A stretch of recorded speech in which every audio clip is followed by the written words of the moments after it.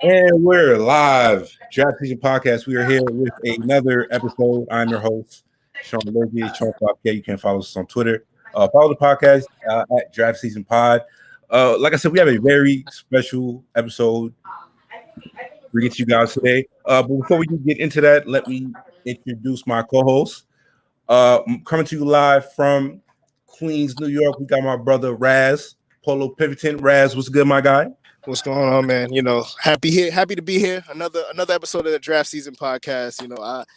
I kind of want to brag a little bit. We've been picking up steam. We've been picking up some good traction here. So I'm blessed to be doing this with you, brother. So I'm glad we took that plunge. But like you said, today's a very special episode. But let me jump into this ad read real quick for the people. As you guys may have heard on numerous other episodes, we are partnering with Thrive Sports, which is a daily fantasy that allows you to do prop bets, and you will not be scrounging through the prop bets of PJ Tucker and Cole Beasley. You will be dealing with the premier of the premier athletes. No offense to Cole Beasley, because he's won me a few fantasy games. So no disrespect to him. He's just not a number one wide receiver. So with Thrive Fantasy, you are able to pick from the top of the top, the cream of the crop, and you are able to wage on daily fantasy props that way. Now, with our promo code that is draft season DRAFTSZN, you are able to get a promo with them. And what's the promo again, Sean? Is it what is the number? Wow, They matching for your first $20, they give you $20. So they're matching every dollar you put up. Got it. Well, there you have it. So free money. That is draft season DRAFTSZN. Please hop on Thrive Fantasy, and we thank them for partnering with us, and we appreciate their partnership. But yeah, get out there and get these player props off, because it is very profitable. Absolutely. And before we do touch upon some of our business before we get into the show, we do have to introduce our esteemed guest on the show today. A very, like I said, special guest. This is a family affair today. I've been blessed to have a bunch of positive, successful Black role models, emphasis on the Black part in my life, and it does play a crucial part in how you see your worldview and how everything you see. So joining us today, like I said, family member, my boy Numa St Louis. He is a district representative and a policy advisor. He works for the U.S. House of Representatives, Congress, as you guys know, and he does work in the office of Congressman Dwight Evans. So joining us on the show today is like I said, a very close family member of mine. Numa, thank you for joining us, man. Thank you. Yo, good luck, fam. It's a pleasure to be here with you guys. Rise. I appreciate the invitation, and I'm looking forward to having a uplifting and positive conversation. Thank you. So yes, as you said, we only have the most esteemed guests joining us on the Draft Season Podcast. But before we do get into, except for K-Lou. Yeah. There's one exception, right? Before we do get into anything further, we do have to do some, like I said, business and laundry work. So we do have to address the NBA Finals. The Los Angeles Lakers did take care of business in 6 games against the Miami Heat. LeBron James fourth ring in the NBA. It was I'm not gonna say it was an easy series for the Lakers, as it obviously won 6. They had the series in control the whole time. Raz, what was your thoughts on the series in general? Now, I mean, if the listeners want to scroll back, we did say Lakers in 6 with our logical pick. We went with the Heat in 7 for chaos, but obviously we knew that wasn't going to happen. They just didn't have enough firepower. I mean, LeBron James shows us why he's LeBron James. He gets a lot of unnecessary flack via the social media and through Skip Bayless. But Yeah. but Skip, but if we're being real with him, I'm 28 years old. I haven't seen a better basketball player. So I mean, he always performed. I mean, yeah, he had that mishap against Dallas in what was that, 2011? Yeah, sure, chalk that up. But I mean, LeBron James shows why he is King James and why he is arguably, a top 2 player of all time, top 3 player of all time, depending on who you ask. Anthony Davis. I mean, Anthony Davis, he's a top 5 NBA player. And we can't even argue that at this point. Like the impact that he had on both sides of the floor during this playoff series, the playoff season, like just the whole playoffs, like he was getting right. he was getting after it. I mean, and he definitely had his games where you're like, what the fuck? Why does he have 2 rebounds? But I mean, you know, like even with those games where he had 2 rebounds, his numbers are out of control. So every other game was just out of this world. And I mean, we worried about the Lakers' depth all year, and it just didn't matter because when you have the top 2 players on the court, you know, it's hard to lose that way. I think with the Lakers, it's super important to realize, and this was my thought before a game was played, which is crazy because, you know, there was a segment of people who thought, you know, they thought the Lakers didn't have a chance to win. I thought that's a little preposterous. The people that said the Lakers weren't a legit title championship, right? They were bugging. But when you talk about how Pelinka built the team, he actually did a way better job this year of like building roster strength. So when we talk about, we had questions about the Lakers role players and would they shoot enough? But the number one thing they had was the identity. They had defenders. Anthony Davis was one of the best weak side rim protectors in the NBA, probably maybe NBA history. Dwight Howard had a great defensive year for them. And then you still got LeBron and KCP and Danny Green, Cruz off the bench. They had a bunch of guys who knew their role. And the defense is honestly the reason why they were they won their first 3 series in 5 games and the last game in 6. So Numa, I will get your opinion on this as a elder statement. I mean, I'm a basketball junkie. I followed the NBA playoffs very intently. I'm super proud of what the Lakers did. I'm absolutely amazed that LeBron is playing at this level in year 17. Yeah, can you? It's like remarkable. I mean, most players sort of like dip after a while. Even the great Michael Jordan, by year 13, he was washed up. Okay, for him to do that at year 17, washed up.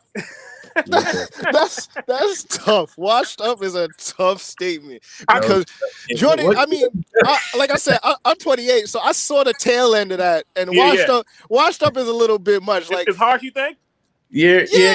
Okay. Because 98 is when I really fell in love with basketball. Okay. And then 99, you know, the Knicks were in the championship, so it was a good kind of you know, a couple of years for me where I was like, all right, this is the sport that I'm going to love for the rest of my life. So it's kind of one of those things where to call a man washed up after what he did in that year, and then he came back as an old man and was still giving 20. Like he wasn't the same Jordan, but right. Yeah, he gave 20. So I say washed up a bit harsh, but I didn't mean to cut you off. I just had to interject there. I mean, at the tail end of his career, he was not the same player, right? You would agree with that, right? He played, I think, 2 years in Washington. Yeah, I mean, I can agree. Right? I can agree there. Yeah.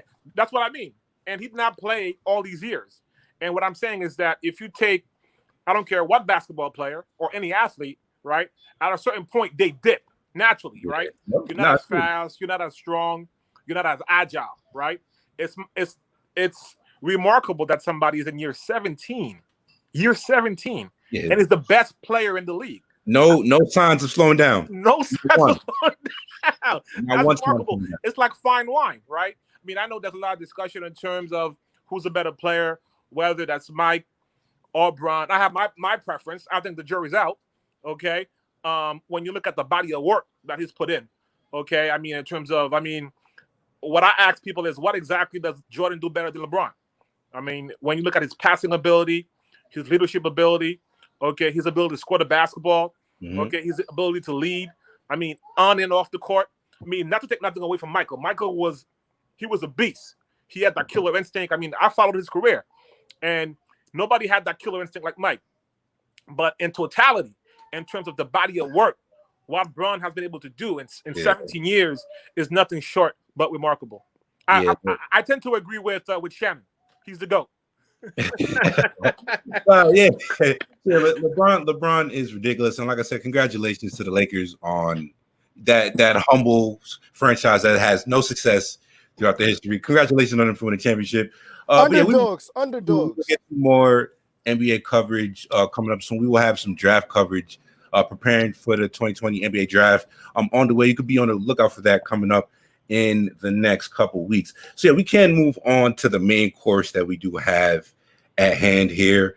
And like I did say, Numa does work in the House of Representatives, and in Congress. So I think before we do get to your day to day, because I do feel like it would be super interesting for the people to hear what's your job like and like things that come on your desk and Sure. and how a bill is drafted type of things. But first, like I did mention, you are, like I said, one of the other reasons why I wanted to have you on here. One of the topics I have before we get into it was talking about global history and understanding, global context to apply to what we see going on in the country right now. Right. Yeah, Numa, you have your your master's in global political science. Yeah, from Temple, right? Yeah, so you have a really good lens on this. So as we start about a little bit of your genesis, what made you wanted to go into the public health field and government, or just that path in general? Right. Well, I mean, ever since I was young, I always had an interest in sort of like helping out my community. I always had a focus on sort of like being community oriented, being conscious, having a sense of where my folks came from. Culture was always important. So I always knew that my interests, my sort of like orientation was really towards community and uplifting my people, and I knew that I wanted to be a positive element for my community. Yeah. So like, and that's a perfect reason. Like, even like staying right there, that answer seems rare to me, because that would make it seem like the status quo is that people get into these high elected positions in public office to help people, and right. That's not always the case. I mean, some people are motivated by different reasons, right? People like seeing their names in the newspaper. There's money, there's access, there's prestige. There's a lot of stuff that goes into it. Or people inherit a position or a certain level of recognition, right? People do it for different reasons. People are motivated by different reasons. But some people are really sort of like in it for the reasons of being part of the solution, right? Sort of like knowing that our people have had their struggles, and I always knew that I wanted to be a part of the solution. Whether I wasn't sure that I was going to end up working in Congress, but I knew that whatever I did, I wanted to make sure that I was a positive influence. So yeah, so when we talk about getting more engaged in the community, which is like it's a super important aspect that I feel like all Black Americans moving forward need to harp on and realize that our power comes from solidification and putting all of our, it's hard to say that because Black people are not a monolith and we do not all think the same. Very true. Strength in numbers. So when you talk about, how would you say, since you've been in politics, your one thing that you did not know when you were younger that is much more apparent to you now? Yeah, I mean, just the point I just made in terms of people are motivated by different things. You know what I mean? People are motivated by money. People are motivated by power. And it took me some time to realize that aspect of it, right? Because you always think that, people are trying to do things for the right reasons. But that's not always the case, right? People, I mean, what's playing before our eyes now in American society is a good example of that in terms of what people choose to prioritize, what people choose to sort of like follow and listen to, right? So I think as a society, and especially as Black people, we really need to pay attention to what's going on to make sure that our interest is represented, right? I mean, the COVID situation is happening globally, right, including in America, but because of health disparities, it happens to impact us more, right? So more Black people are dying from COVID, even though it's a global problem, but it impacts us more because of disparities, lack of resources, lack of opportunities. So again, you see these things are interconnected, right? So in terms of resources, in terms of getting access to healthcare, job opportunities, education, all those things. And when a community is deprived or is not giving its an adequate amount of support, we see how these things can impact them. Got it. I got a quick question for you. Sure. So I know, how people always tell us, history repeats itself. And the thing that I hear now, from a lot of people is like, oh, the world is horrible. I've never seen it like this. Well, somebody with your background, have you studied all of this and you have a good lens on how these things work. I mean, would you say like what's going on now with, even like COVID and just the racial inequality that's going on, in America? Is this something like this isn't nothing? This isn't something new. You know, it's just a new take on it. So I mean, what would you say to those people that are saying, you know, like this is I've never seen the country like this before? But I think both things are true. I'm gonna quote since you're in Queens, I'm gonna quote Nas. Nas said, "There's nothing new under the sun," and that's real. You know what I'm saying? Everything we're seeing right now has taken place, you know, in one form or another. I mean, in terms of the pandemic, the last time we had a pandemic was like 100 years ago, right? Yep. So yeah, exactly. So that's not nothing new. I mean, nobody alive maybe lived through a pandemic, but it's happened before, right? So history can teach us a lot. It's a question of like what we learn from history, what lessons we draw from it, and how we sort of like take actions from that. In terms of the social unrest, you know, that's nothing new in America. If you look at the 50s or the 60s, black folks, you know what I'm saying, have to stand up. I always have to tell the story about when a black person gets on a bus now, they don't have to worry where they sit. They can sit wherever they want. Mm-hmm. That wasn't always the case. People have to fight for that, right? I mean, at a certain point, people were sort of like relegated in the back of the bus. That just didn't happen. People like John Lewis had to fight for that. He had his head busted for that, you know what I'm saying, by standing up and shaming America in terms of equality and making sure that black folks have equal rights. So these things, in some respects, are repeating themselves because, you know, there are forces in this country that don't want us to be equal, right? They feel threatened by that, right? They feel that their interest is under attack. And that's a big part of what we're seeing now, right? The country's changing in terms of demographics. It's getting browner, right? Whether it be Spanish people, black people, assimilation. And for some people, they view this country as a white European country, and they want to sustain that. They want to sustain the status quo. And they think that people like us have made way too much progress, and we need to sort of like, be put in our place. I mean, this whole notion of making America great again is disturbing to me. It's wild. I mean, we have to ask ourselves, what era are we talking about? Yeah. Was it the 50s when black people couldn't vote? Right? When black people were like essentially second-class citizens? Was it the 20s when white women couldn't sort of like have no rights? So we have to ask ourselves, what era? I mean, that kind of talk is like dog whistle to a certain group of people that understands that. But people who understand their history, their plight, and where the people come from, they have to ask themselves, what's the time frame here? Make America great again? Like give me some context. Give me an era. I've always thought that was crazy because when you think about it, black people have every reason to hate this country, and I don't think black people come here or black people have a rooted I hate this country. It's more of rooted in the hundreds of years of no progress and cries going unanswered. So even when we say, I think to stay along there a little bit.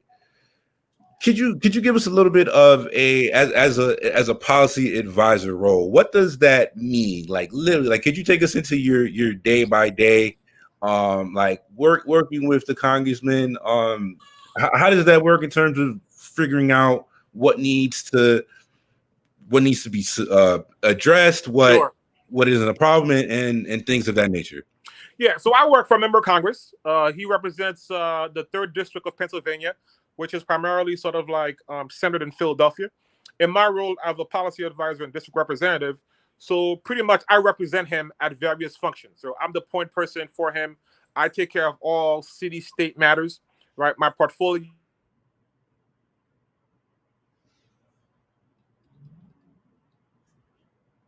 environment.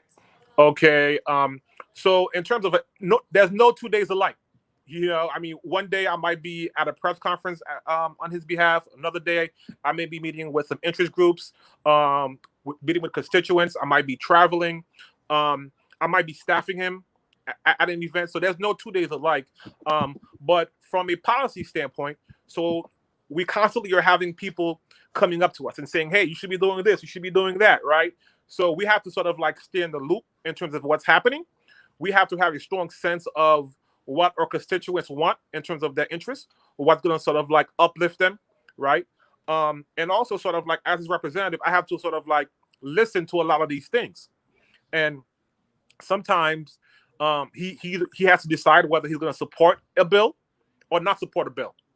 Okay, so I'm one of the people that sometimes is consulted on these matters, in terms of, hey, what are your thoughts on that, right? So, like, I'll give you an example in terms of reparations. That was a bill that, there's a bill in Congress, HR 40, that wanted to look at whether the United States should not only apologize for crimes committed against Black people, but should the United States sort of like, be able to sort of like compensate descendants of slavery, right? So because these people were deprived of basic humanity, right? They lost their language, their culture, their name, right? Their family and all that, right? So people lost a lot and they became free and they had nothing to go by. They had no land, no resources, no nothing. People have to fend for themselves, right? So the United States at some point had promised 40 acres and a mule. That never took place. And there are Black people that are adamant that saying, hey, the only way for us to really be equal in the society, right? It's like a track race. Yeah. Right? Some people have like a 40-yard head start. So it's hard to compete with that sort of like level of inequality, right? And reparation doesn't have to be money necessarily. It could be like, more access to education, more access to like housing is a big thing, getting a loan for a crib or a house or mortgage, you know what I mean? Or just different aspects that make people be able to sort of like really live the American dream. One thing that I think about, I actually read an article about it, about how white people hate hearing the term white people, and it's sort of like a trigger for them. Yeah. When you talk about reparations, why is this country so opposed towards the growth of the Black American in this country? Because like I mentioned, even if we give it a historical context from how they've handled, let's say, the Holocaust or things in Japan, why is the line in the sand at Black people? That's a great question. So the term reparations means repair, right? Right. It means repair. Something was done wrong, right? And I think we all can agree slavery was wrong, right? So to the extent that's true, hot take, right? The question becomes, how do you make these people whole, right? So, for example, if I hit your car, or if I sort of like commit any damage to you, right? The law says I have to compensate you. I have to make you whole. So it's a basic principle. Now, people get all caught up. Oh, do you give every Black person a paycheck? It was so long ago. Nonsense, right? Let's keep it very, very simple. The question of reparation is based on the term repair. A wrong was committed, period. Okay? And you gave a good analogy. You talk about the Holocaust. That's precisely right. Right? Crimes were committed against the Jewish people, right? And the state of Germany recognized that and made them whole. Right? And that's a big thing in terms of dealing with the trauma, in terms of dealing with the recognition of what happened and making the people whole, right? In terms of their basic humanity. Yeah. Right? So right now we're being asked to sort of like function, right? We never really deal with the issue of slavery in this country. I'll give you a quick example. In South Africa, they had apartheid, right? Mm-hmm. Sort of like legalized segregation, right? Like where like Black folks were like rendered to like living in the ghetto, poor living conditions, you know what I'm saying? No access to education. They were brutalized and all that. And South Africa is a country that's rich in terms of natural resources, right? So imagine this, like white folks went to Africa and claim a country to be theirs. That's crazy, right? That would be as if like Black folks went to Europe and said, you know what? I like this country and it's going to be ours. Yeah, that's what they did. You know what I'm saying? But to their credit, though, after apartheid, they really sort of like did what they call a reconciliation to bring different parties together to address it. And I think that was helpful in terms of helping the country heal. In America, we never dealt with that. So I think that's why we're seeing a lot of that division, because there's a sense that America never really acknowledged the wrong that was committed against Black people. Yeah, Raj, you got anything? Yeah, I mean, it just harkens back to all this stuff where we bring up slavery and we bring up the civil rights era, and they tell us that was so long ago to get over it.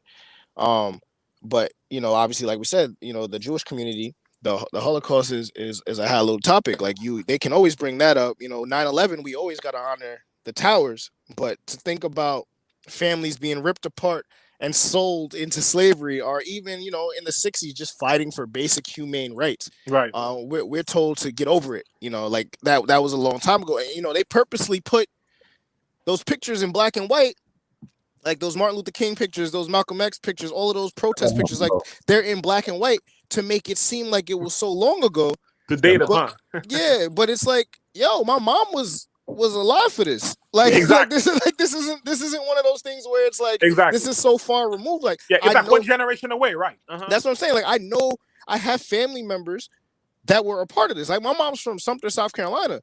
So, like, this isn't something new to her. Like, this is something she lived. Right. Now, granted, you know, like her formative years were dealing with this. You know, like when King was killed, she might have been about 9, but you're conscious at that point. So Exactly. like this is something is something that you can remember. You know what I'm saying? So like that's me. Like I was 9 when 9/11 happened, so I remember that vividly. So I know she remembers all that stuff. So for you guys to tell me that this was so long ago, I have living proof it wasn't. So that's just kind of how I feel on that. No, I think you're right about that, bro. Yeah, so I think even connecting it to the most recent debates, and Raz, did you watch the debates, Raz? Oh man, yeah, I didn't watch the VP debate. I couldn't deal with it anymore. But I definitely watched the presidential debate. That was like, you know, it was a boxing match. Realistically, it was a boxing match with bad boxes, if that makes sense. It was kind of one of those things where nothing was technical. It was a brawler's match, and no one landed any punches. Really, it was like a Saturday Night Live sketch. I couldn't really. Oh man, I mean, I wouldn't call that a debate, really. I mean, a debate has structure. A debate has rules, right? I mean, and debaters have to have, like, you know, a basic respect for another, right? So like letting each other speak, for example, there has to be a format, and that wasn't the case, right? I mean, clearly, you know, Mr. Trump had no intention of sort of like really engaging in the debate. I mean, I even heard that part of his strategy was sort of like to interrupt Biden a lot, because Biden has a stuttering problem that he's dealt with over the years. Yeah. And if you sort of like interrupt somebody who stutters, they might sort of like get nervous and start stuttering. So that might even be a part of his strategy. But there wasn't a real sort of like commitment to inform the public in terms of where they differ. And I thought it was a disservice to the American public in terms of, you know, this is a big election. You know what I'm saying? That's going to determine the future of this country. And people deserve an opportunity to get a sense of where both these candidates are coming from. So yeah, the Orange Cheeto Man is in the process of shredding every cultural norm, every institution that the American public. That's right. Upon he's basically just running a drift to everything in America right now. The thing that blows my mind about all of this is even to talk about white privilege, which is a thing and something, and I don't know what exactly happened recently about him trying to get the word white privilege like removed from like the corporate like lexicon. Yeah, I mean, you guys may see this as like, I mean, obviously, there's been some recognition in terms of the value of diversity, right? I mean, you talk about reparations earlier. I mean, one of the things that came out of the civil rights era was this whole idea of affirmative action. It was basically saying that, you know, Black folks have been deprived of opportunities, so we're gonna sort of like carve out a certain number to make sure that it's sort of like, you know, inclusive and diversity, right? Which sort of like helps everybody in terms of formulating policy, making sure that we all are coexisting together, and that even in a job, right? If you have more people around the table that are different, you might get a better outcome because you're getting different input, different perspective, right, and so forth. So he doesn't believe in diversity. He thinks like diversity is an attack on white people, right? And which is not the case, right? I mean, diversity really, really, really is an important thing. So he wants every sort of like federal institution or agency to do away with like diversity training, right? I mean, white privilege is as obvious as the sky being blue, right? I mean, a quick example. I mean, you look at the shooting in South Carolina, right? Where the cat went in there and killed the parishioners, right? You remember that in Charleston? Yeah. How long ago was that? That might have been, if everything is blending together, that's probably like 2-3 years ago at this point. Yeah, it was more than that. Maybe like 4. It was under Obama, so maybe 5 years ago, maybe. Jesus. But relatively recently, right? Yeah. But the crazy thing is that when they caught him, I mean, he killed 9 people, cold blood no, in the church. When they caught dude, like they caught him like there was no incident, nobody died, and they took him to Burger King, right? Then they exactly. Yeah. Yeah, I'm like, okay, that's the thing, right? Yeah, That's the thing that wild. helped us out. That's why we say Black Lives Matter. Like, Happy for Meal. real, for real. Like this guy, you know, he committed a massive crime, but you managed to take him alive. So our question becomes: how come when a black person commits a crime, you can't take him alive? Yeah, that's what I mean here. So like when we talk about the double standard that exactly that is white privilege, this is what drives me crazy, because as a conscious black person, and Raz, this is oh my God, shout out to Atlanta. Atlanta is a great show. But no shouts out to Donald Glover, because Donald Glover, I don't know if you know what I'm talking about, Raz, where he had a quote recently about talking about why white people wouldn't want to like read history that tells them about how terrible they are people, and it's a crock of BS and a terrible like dismissal of just like their naiveness that they have. But going back to like I said, being a conscious black person, we have learning the education about what happened in this country before is imperative as a black person. It's imperative, exactly. They do not teach us this in school, right? Let me repeat that. Like I said, they do not. America has an education problem, which I don't think gets mentioned enough, and I will get to that after this white. Yeah, go ahead. That's a great point in terms of the education system. I think the education system is at the core of a lot of the stuff we're seeing play out now. A lot of folks just don't know, like, right? Like you have states like Texas that are trying to like whitewash, you know what I'm saying, slavery, that are lying to the people. They're sort of like indoctrinating people, right? Like America's great. That's all you sort of like get told. They've been fed that their whole life. Exactly. So like when you question like America, I mean, it's okay to be great, but great doesn't mean you're not perfect. Perfect, right? So like in order for us to be great, we have a constitution that aspires to be great.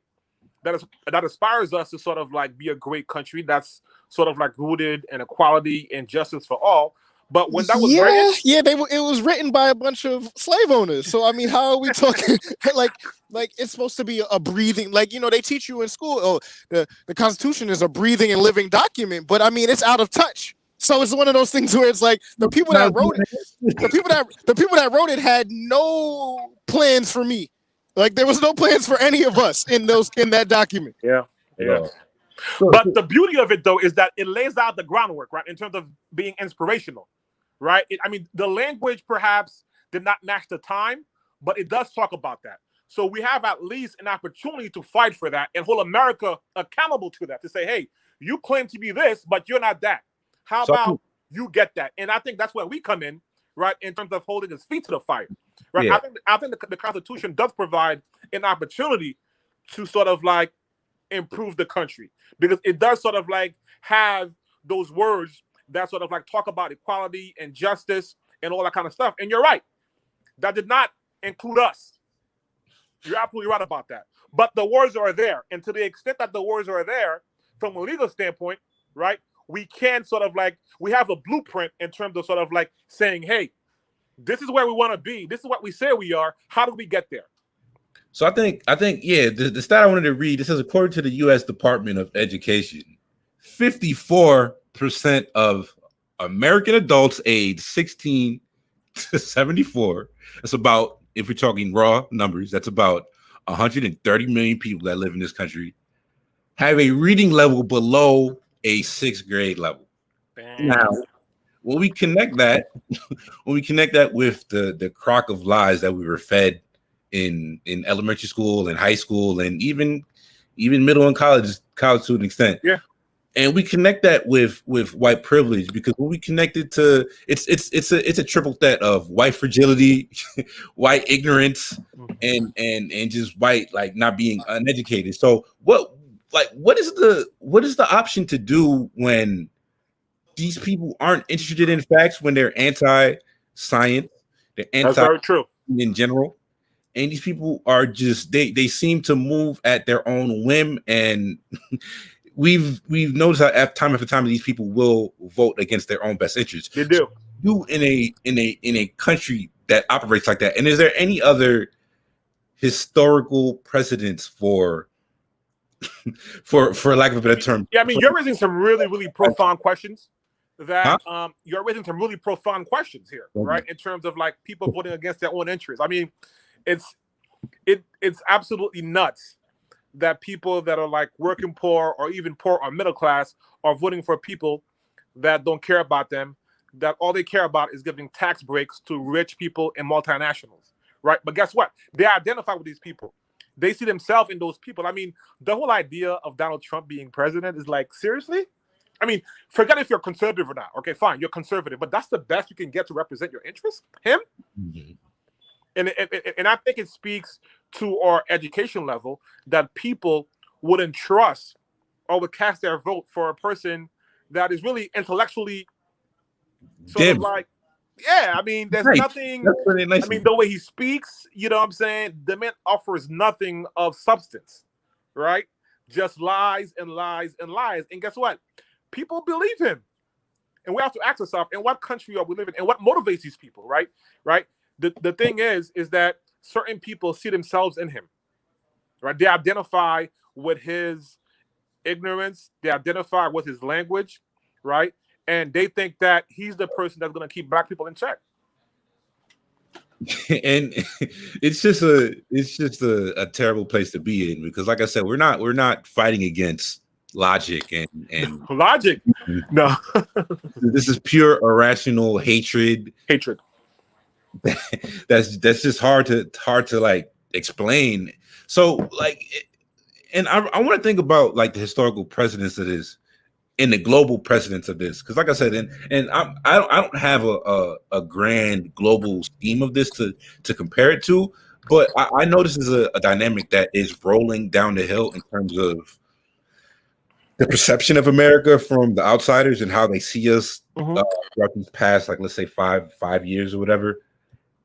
How and that's what I want to come into, because the Americans are very even Black Americans. This is not even only a white problem, but Americans are very arrogant in the way we believe America is the best at everything, which we aren't. And when we talk about valuing what does the best mean, in a rational way, that's quality of life. So if we're comparing like historical precedents to like the quality of life to other countries, how does America compare, like I said, to leaderships and any other dilemmas like this, or like and in quality of life?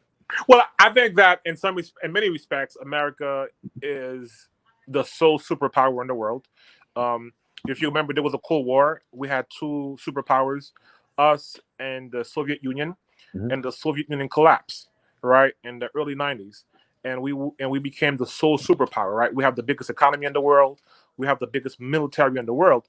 And because we have those attributes, we have sought to shape the world in our image, right? We sort of like, oh, you know what? This country, I don't like your leader. I think you should have this leader. We've changed people's destinies, right? At our own whim, or because some multinationals wanted to, right? So, for example, Disney is like, you know what? If I go down to like Nicaragua, you know, these people want to organize labor and they want to get paid $1 a day as opposed to 50 cents.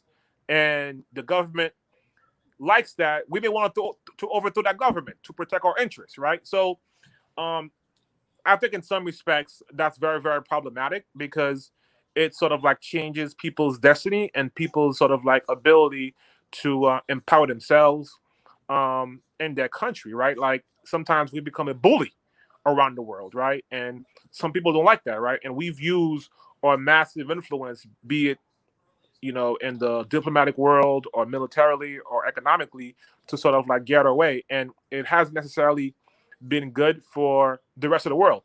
Maybe for us, to some extent, it's worked, but you talk about global sort of like ramifications, and that's why I think those things contribute to a sense of anti-America around the world, right? In terms of what we've used our power for. Now, some people say, you know what? We sort of like got all this power. We shouldn't be timid with it, right? That was the argument during the Iraq War. They were kind of like, hey, these guys, we don't like these guys. They have these kind of weapons. Never mind what the rest of the world say. We can do it. We're going alone. And that hasn't necessarily worked out, right? Going alone, doing things unilaterally, right? So that's why you have like institutions like the UN or the World Trade Organization or the International Monetary Fund, global bodies that sort of like encourage countries to work together to try to solve global problems, right? We're in a pandemic now. We have the World Health Organization, right, which was warning us about the impact of COVID. Now, that's not to say they were perfect, but at least you have like top-notch scientists and doctors that are able to sort of like give us a sense of what's happening. Some people want to dismiss that, right? You mentioned some people being anti-science, right? I mean, in our country, it's controversial whether you wear a mask or not, right? I mean, Canada, our neighbor, right? They've been able to get a handle of COVID in large part because they have a government that has been honest and transparent with their people, and their people more or less have adhere to like the science recommendation. Yeah. In this country, some people want to be macho. They want to be tough. They're saying that, hey, the president says it's a hoax. The president doesn't believe it. And we're seeing that to this day, 8 months later, we still don't have a handle on the spread of COVID. and it's probably getting worse before. Yeah, and the fall is, it's going to be a tough period. Yeah, before it gets better.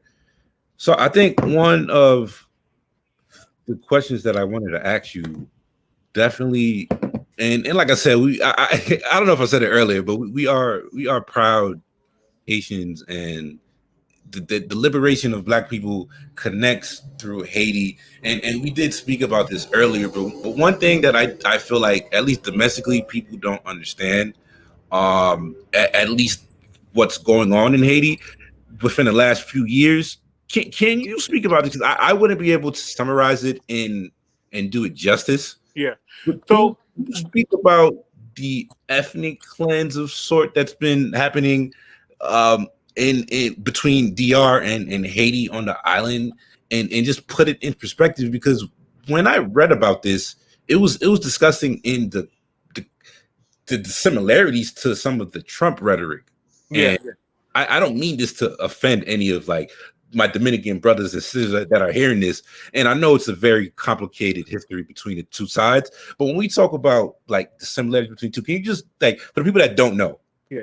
So Haiti, Haiti was the first place. I mean, we hear about Christopher Columbus, right? That was the first stop he made, quote unquote, discovered America. I'm sorry, I had to say that. I mean, you talk about the lies that have been perpetuated over the years. You had people, living in an area. Yeah. Here comes this white man out of nowhere, and they proclaim he discovered America, right? I mean, it's so racist, like to dismiss the people that were there. And these lies are still going on. People are being taught about that. And we know Christopher Columbus didn't discover America. We know that he killed millions of people, tortured people, and he was a rapist. And they want that man to be celebrated, to be put on a pedestal. That's problematic, right? That's the kind of like indoctrination, right, that we've been subject to. People don't know their history, right? So you have people now saying, hey, he was a great man. He discovered America. Why put the statues down? They have no clue. He have no clue. For them, Christopher Columbus was a great man. They were never taught that, no, this man was responsible for almost killing a whole race of people. A whole race of people almost died. Yeah. The Native Americans almost died. The whole race, they killed them. I mean, there was a census done, right? If you look at the census prior to the arrival of Christopher Columbus, and 10 years later, I mean, the crimes that were committed, nobody ever paid for those crimes. Yeah. But you mentioned about Haiti, right? I mean, let me say this about Haiti. Most people don't know the rich history of Haiti. In the context of America, I'm going to say this. The great city of Chicago, which is the third largest city in America, was discovered by the Haitian. Right? Most people don't know that. I did not know that. Okay. Don't take my word for it. Look it up. Okay. The city of Chicago was discovered by a Haitian brother. Okay. Jean-Baptiste Point du Sable. Okay. So that's a great contribution. You talk about the third largest city in America. America is the size that it is today in large part because of Haiti. Another aspect by which we've been lied to in our education is the Louisiana Purchase. we were taught that, you know, that the French were just so generous. They were willing to give Louisiana away. It's not what happened. Not the case. Nope. Okay. The Haitians at the time, right? They, as you know, revolted against colonialism. Haitians were the first people to reject white supremacy successfully. Haitians were the first one to say, no, you're not better than me. No, slavery is wrong. And we did this in a fashion by which they never forgave us, because we were the first one to reject the idea of white supremacy. Mm-hmm. And they, to this day, have not forgiven Haiti for that. So because France, which was the most powerful army at the time, right, led by General Bonaparte, and Haiti was the most successful colony in terms of its production, in terms of its wealth, right, in terms of coffee, agricultural goods, and so forth. So when the revolt happened, French lost a lot of land, a lot of business, a lot of interest, and a lot of money. Okay? So their coffin, their treasury shrunk as a result of the war, right? So they needed to replenish that. They needed to sort of like get more money in. They didn't really care about Louisiana. They're like, hey, listen, we'll sell Louisiana, make sure that we re-up on some money. That's how, okay, Louisiana was sold to America. Mm-hmm. Another aspect, Haitians actually fought here in the U.S. Revolution, right? If you look at Savannah, Georgia, there's a monument. There's a monument for like Haitian soldiers that actually fought in the American Revolution. So we've contributed greatly to this country. I mean, we discovered the city of Chicago. You know, we helped sort of like America beat the British, right? We sort of like, we were the catalyst for the French selling Louisiana, essentially doubling the size of America. Mm-hmm. But you mentioned the issue around the DR and Haiti. You're right. It's been a contentious relationship over the years. A lot of ignorance, a lot of misunderstanding, right? But here's the key thing I would say is that, to your point that you guys raised earlier in terms of colonialism, in terms of white supremacy, you know, those things have been indoctrinated into a lot of people. You know what I'm saying? Like, I'll give you a quick example. Like, if I go around and say, you know what, I just saw somebody with like blue eye, or if I just saw somebody with nice eyes, right? Nice eyes, we associate that with like a European eyes, right? Blue, green, or nice hair. All these things have been taught to us. Yeah. Right? It's all part of the indoctrination that they sort of like drill in our head. Yeah. So we have to uncondition ourselves, right?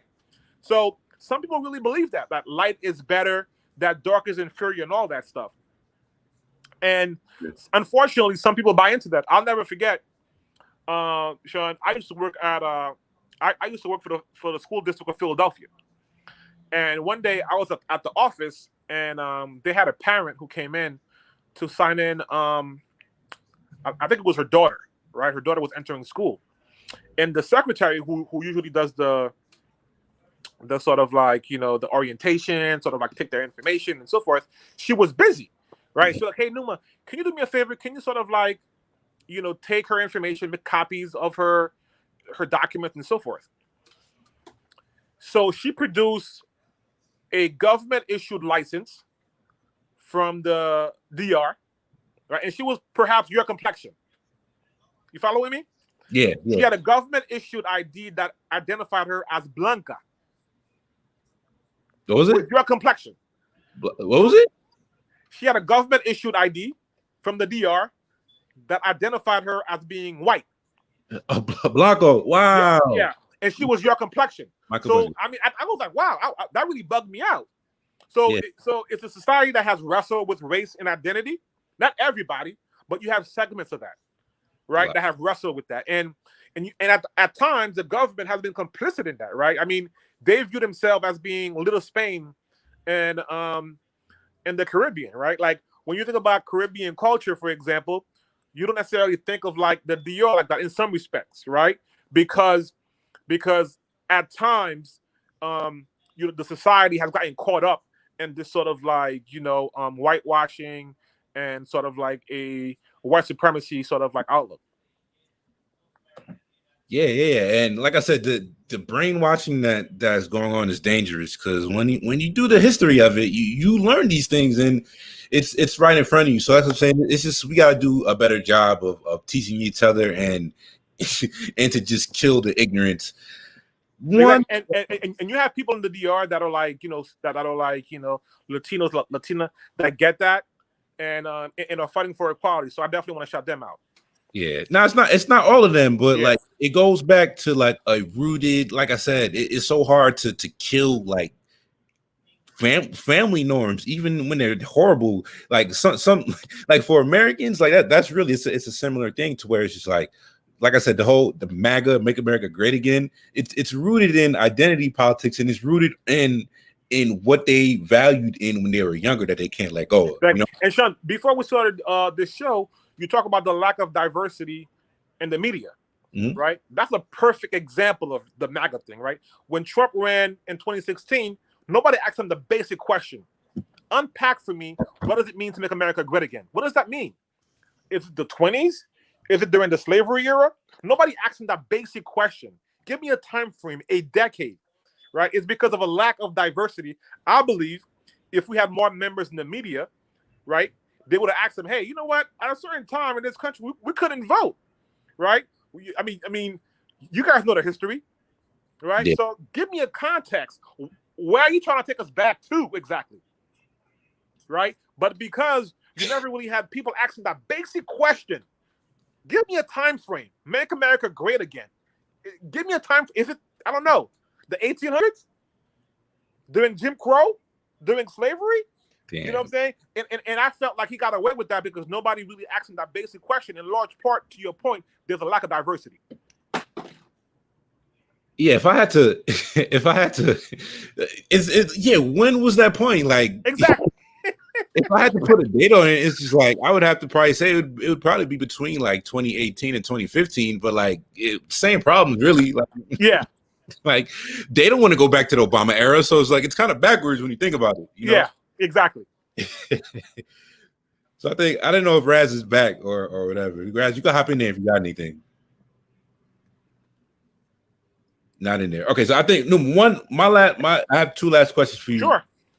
One, the last question. So I do think, and we did mention this earlier, but in terms of building a more educated Black voter who understands the problem in the community, and one thing that I noticed even in the past is the governmental election isn't that important to like our day-to-day lives. I mean, I'm not gonna say it's not important because it is important. Yeah.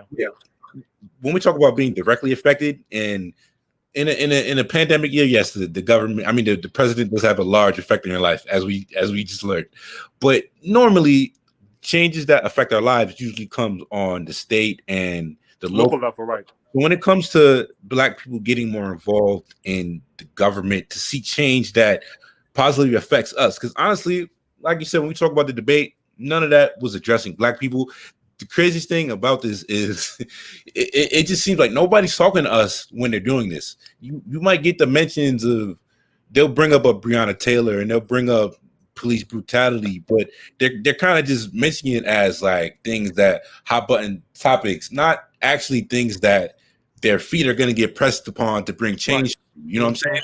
So what can we do as a young generation? And, you know, it's going to take time to see a shift, but people who are my age need to understand that in the next 20 years of our life, let's say the next four or five like presidential cycles, it's going to have a big effect. So what can we do to make a more change in our lives that we will actually see? Yeah, I mean, I think you're right. I think that elections have consequences. We've learned that the hard way, right? Who's at the table makes a big difference. So I'll encourage everybody to vote, not because obviously I'm supporting Joe Biden and Kamala Harris, not because they're perfect, not because they're flawless, but because at least they'll listen. At least they have a sense of what's going on. And I'll give you a quick example. The Civil Rights Bill or the Voting Rights Bill was signed by LBJ in the 60s. He was a big-time racist, right? But at least he was willing to listen. At least, right? At least Dr. King can get him at the table, right? I think that's a good analogy in terms of like voting, right? it's not just voting, right? Like people voted for Obama and they thought that was the end all and be all. No, you got to hold their feet to the fire. Yeah. You have to push the envelope, right? So voting is just one thing. It's just one aspect of it, right? So being at the table is very, very important. Like for me, like who's advising them, who's around them, who's going to influence them is a big thing, right? The whole idea that the Ku Klux Klan endorses Trump, that's problematic for me. Like I don't care what else he says. The Ku Klux Klan identifies with you, dude. Like you're their candidate. You speak their language. And he's not denouncing them. Exactly. Right? So, I mean, elections have consequences. I mean, look at the way that immigrants have been treated at the border. I mean, I've seen it. I deal with that on a daily basis, right? Sort of like kids being ripped from their parents, sleeping on the floor, being deprived of humanity, the Muslim ban, the division. All those things have an impact, right? I mean, we've lost more jobs in this country than we've gained, right? I mean, the whole pandemic. The man lied about a pandemic and said it was a hoax. I mean, if you took it seriously enough, right? Doctors are saying that thousands of people would have been saved. So elections have consequences. You're not choosing somebody that's perfect. You're analyzing the situation to be like, you know what? Who is more sort of like able to listen? Who can I possibly get to the table, right? Who was more likely to listen to people that represent my interests? I mean, you mentioned LeBron. LeBron has influence, right? Who is LeBron more likely to sit down with or listen to? I submit to you that if he wanted to, he'll have Joe Biden's ear. Yeah. Right? So I think we can't get caught up in like, oh, he's this, he's that. We get it. Nobody's perfect, right? Nobody's ever perfect, right? But the idea is that voting in this country is essential. Is essential in this country. In this democracy, not voting is a disservice to you and your community. That's why they're trying so hard to sort of like suppress our vote. If voting didn't matter, they wouldn't try so hard to do all these tactics in terms of voter suppression, right? Voter ID, trying to shift the district. It's because they know that if we're engaged, because they know that agenda's not popular. They know that they can't get it popular. Hey, brother.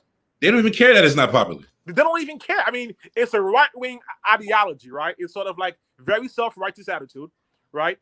It's almost like fascism in a way.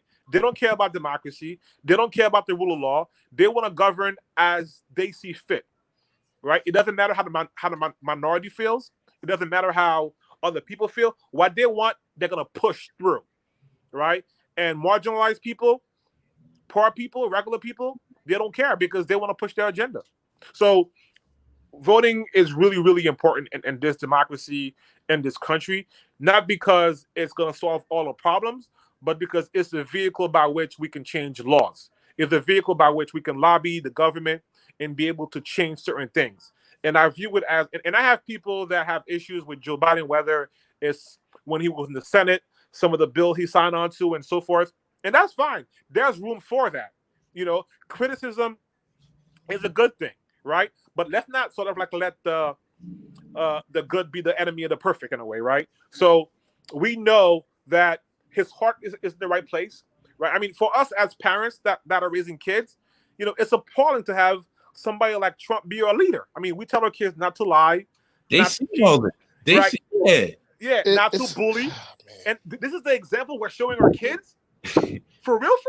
It's a South Park episode. It's a South Park episode. Like that's literally what's that man said South Park. Yeah, and I mean, and I don't even mean to be cynical because I do believe we have to get out and vote because that's our weapon for a better word. I mean, for lack of a better word, it is our weapon. But like you said, I'm in New York, Sean in New York. We live in a blue state, regardless. So don't get me wrong. Like there's a lot of red thinking people out here for sure. Yeah. Like there are a lot, but New York City's diversity is enough, and the population is so large that it takes up for the rest of the state. Like it turns this state blue. Exactly. So, for me, in my mind, it's like, yeah, I'm gonna go vote, but I know what I know what New York is gonna. I know how that's gonna net out. Yeah. On every election, like I know how it's gonna net out. And so I think we just have to stress just nationally, everyone has to get out. And, I feel like I'm living in a textbook right now, the same whitewashed textbooks I grew up reading. And the stuff that we didn't even hear about. Like, there's a lot of voter suppression going on right now, but I feel like the cutting of the cords for the registration, the mail-in ballots, that stuff, it's like harkening back to when they were making black people count goddamn Skittles in a glass jar to get registered to vote. Like, it poll seems tax, right? Yeah, it seems ridiculous. I mean, it just when I hear like people just we have to get out and vote, like, it turns me into a cynic sometimes, because it's like, we've been voting, but we got to really still push that agenda, because that is our weapon. I mean, in terms of taking that vote to the next level, what can we do? Like, it has to be maybe it's and the the term that was like vouched on social media is the Karens, because white people would nag and they complain. They'll call up customer service and bother you for 2 hours until they get what they want. Like, we ask people, what do we have to do to, like, and as people who work in as elected officials, what is it that we have to do as people to get our voices heard? Because what we see on TV in the debates and the normal discourse that you see on like CNN and MSNBC, even Fox, it's not. It might address what's going on in the black community, but it's not trying to come up with any answers. Right. I think that's a really, really important question that you guys are raising. I think a big part of it is sort of like developing an agenda. What is it that we really want? What are we looking for? Mm-hmm. What does uplifting our community look like? What does empowering our community look like? It's a lot for any black person to have this weight. That's the problem. Because I mean, as a community, we have to have that. Every community has that, right? You mentioned the Jewish community, the Asian community. They all have a well-detailed agenda. You want to come talk to them? You want their vote? You want their support? You want them to raise money? And that's one thing that we have to get better at in terms of being politically sophisticated, right? Like, what is it that we want? You want our vote? Fine. Here's what we're looking for, right? And that's something that we have to get better at in terms of developing an agenda for our community. I mean, a big part of that for me looks like criminal justice reform. That's big, right? Or legalizing marijuana. That's another big thing that will sort of like uplift our community, because we have a lot of brothers right now lingering in jail for something that's being legal now in many states. And that's something I can tell you I've personally talked to Biden and Harris about. You know what I'm saying? Access to education is big. Student debt relief. We have a lot of cats that went to college, you know what I'm saying, having a hard time finding work, and they're like in so much debt right now. That's a major thing, right? People don't have access to like loans, right? You have a law in this country called redlining, almost, or godline, if you will. That's sort of like marginalized black people where they couldn't live in certain areas, right? So we have to know exactly what we want, right, as a community, and we have to push for that. And when politicians come before us, we have to be able to articulate, here's what we're looking for. Here's what uplifting our community looks like. And we have to be able to do it and connect our vote to that. Yeah, right. Raz, you got anything else, bro? Nah, man, I mean, the only thing I can really think of, just to circle back, to the core of this podcast, how can our beloved sports leagues and athletes help us on this agenda? Well, the ones that are fighting for our agenda, how can they help us? That's a perfect segue right there, Raz, because that's why I'm here. I've been thinking about that a lot lately, between the capitalistic machine versus like the players recently. And Numa, I don't know if you've read this book.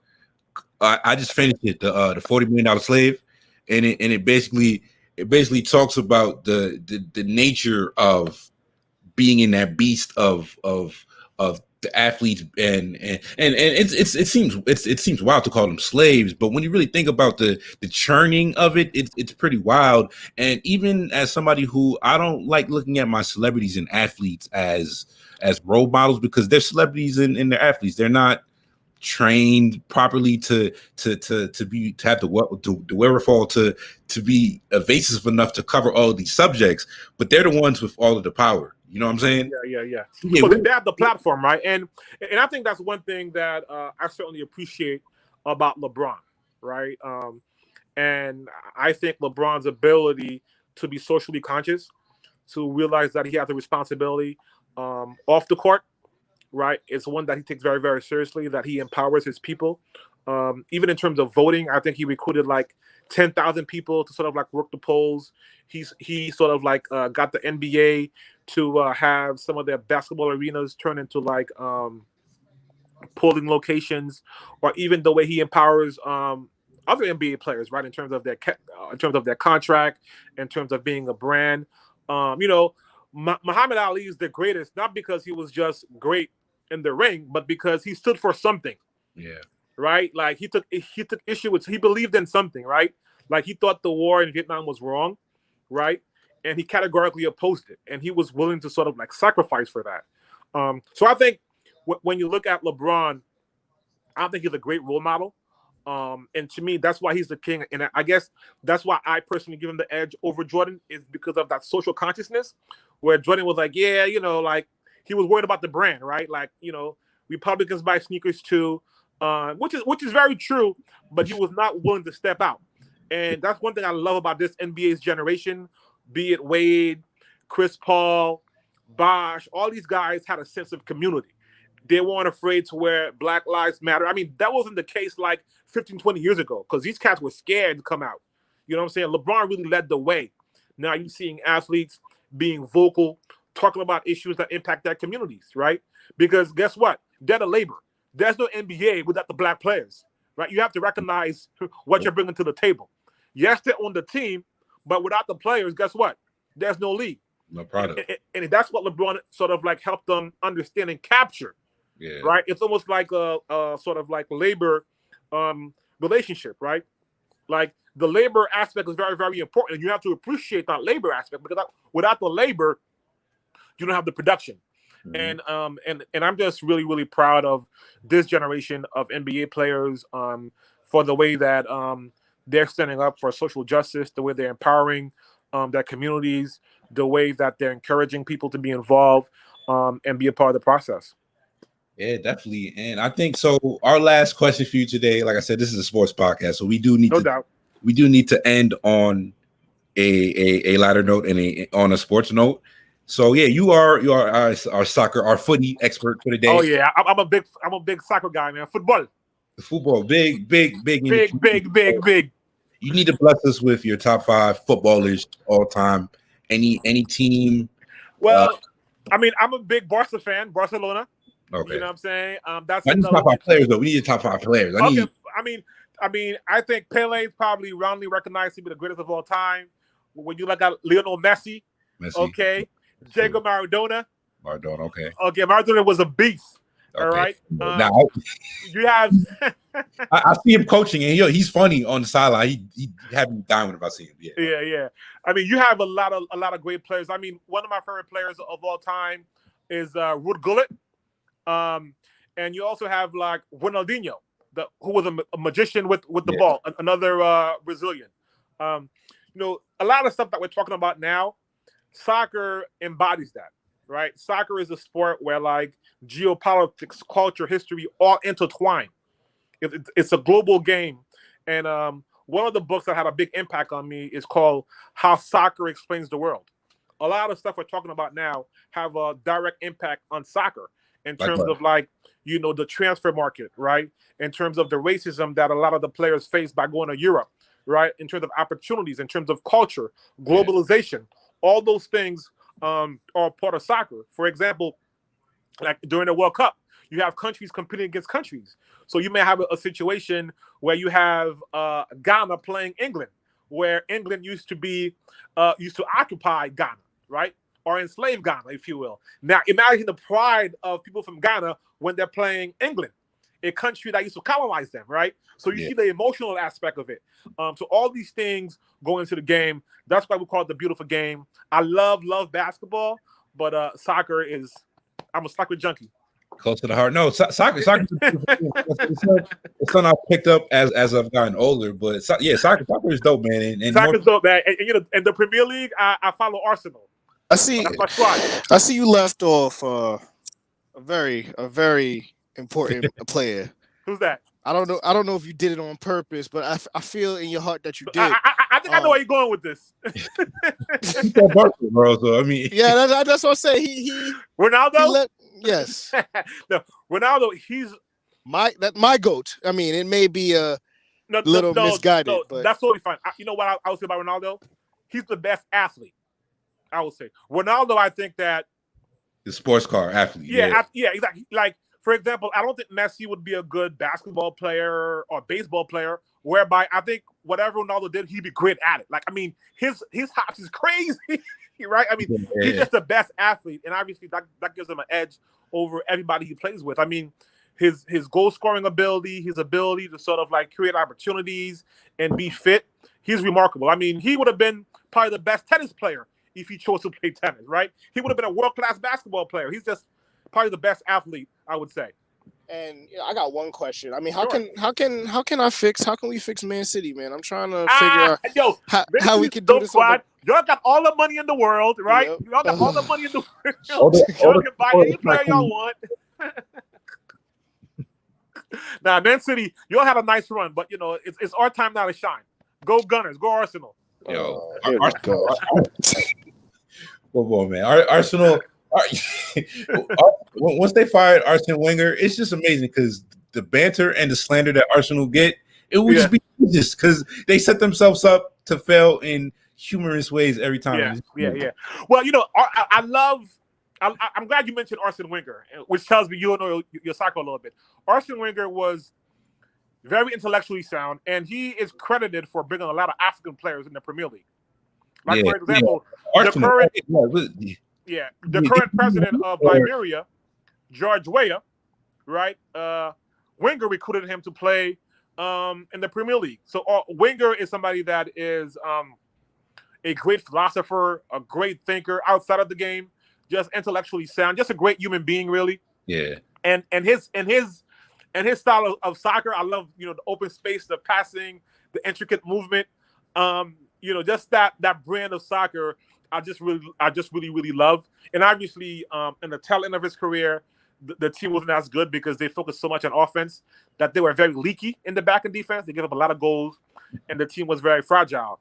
But I just loved the Arsenal's way of playing soccer. And go Gunners. Yeah.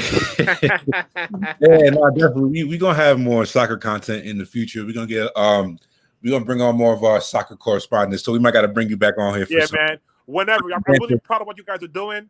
Feel free to reach out, stay in touch. I would love to bring you guys down to DC with me, give you guys a tour of the Capitol, or come to Philly. Sean, you know where to reach me, man. Whatever I can do to support you guys. I'm down for a trip to Chocolate City. So I mean, there you go. Listen, you can arrange that. Hey, listen, you got it, man. There's a lot of cool events going on. One thing I want to invite you guys to next year is the Congressional Black Caucus. That's something that happens like in, I want to say, October of each year, where you have like sports athletes, entertainers, politicians, policy people convene in DC for like a week and exchange ideas in terms of how to make stuff happen. It's great networking, great connections. Whatever you're doing, you want to be in the room with people that are making decisions, influencers. So I would love to have you guys as my guests at the Congressional Black Caucus. That sounds like something we need to be at, Raz. I'm here for it. I'll take you up on that offer. Look it up, man. Look it up. Congressional Black Caucus is where it's at. I mean, you've never partied till you party at the Congressional Black Caucus, man. I mean, and you guys, I think, is a perfect way for you guys because you guys are conscious, you guys are young, black. Yeah. That's the kind of people you want to network with. You know what I'm saying? People that are doing great things, people that can sort of like, open doors for you. And that's what it's all about. It's about uplifting each other. Yeah, man. This is on record, by the way. So hey, listen, hold me to it. I will. Hey, I'll play this one back. You're right. I subscribe to a very simple notion in life. All right, which is say what you mean what you say. And I think that's a perfect way to end it for the that's a wrap on the show today. It's been another installment of the Draft Season Podcast. Raz, what episode is this? Oh man, probably like 14 or 15, maybe, perhaps. It's something around there. Basically, be on the lookout for this episode everywhere. And once again, you can follow my co-host Raz on Twitter at Polo Pivington. Once again, we are joined by the district representative for in Philadelphia, Numa St. Louis family. Numa, thank you so much for blessing the show today, man. I feel like My we had pleasure, fam. My pleasure.